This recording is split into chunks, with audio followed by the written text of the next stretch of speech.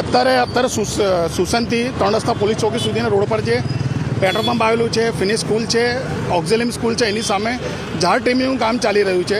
તે કામ તંદનની જોખમભર્યું કામ છે. કોઈ ટ્રાફિકને રોકીને કે ટ્રાફિકને આ લોકો ડાયવર્ટ કરીને કામ નથી કરતા. ચાલુ ટ્રાફિકે કામ કરી રહ્યા છે. સદનસીબે સુસન પાસે પહેલો થાંભલો પડ્યો, એક માણસને માથા પડ્યો. 2 વ્હીલર પર હેલ્મેટ પહેરેલું હતું, બિચારા બચી ગયો. જો હેલ્મેટ ના પાડ્યું હોત તો આજે એનું બિચારાનું મરણ થઈ ગયું હોત.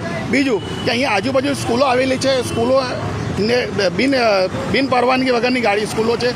ખાસ કરીને ફિનિશ સ્કૂલ, એમની પાસે કોઈ પણ જાતનું લાયસન્સ નથી, પાર્કિંગની જગ્યા નથી, રમતગમત માટે કોઈ સાધન નથી, કોઈ ગ્રાઉન્ડ નથી એ લોકો પાસે. એટલે ટોટલી કામ રોડ પર થાય છે. એમની ગાડીઓ પાર્ક થાય છે.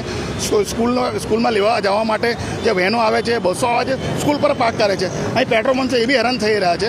તો અગાઉ બી તમારા માધ્યમથી કીધેલું છે કે સ્કૂલને પરવાનગી ના આપવી જોઈએ, આથી સ્કૂલ હટવી જોઈએ. બીજું કે આ જે ઝાડ ટ્રીમિંગનું કામ છે, તે કામ 14 જૂન પહેલાં સરકારી કાયદા પ્રમાણે થવું જોઈએ.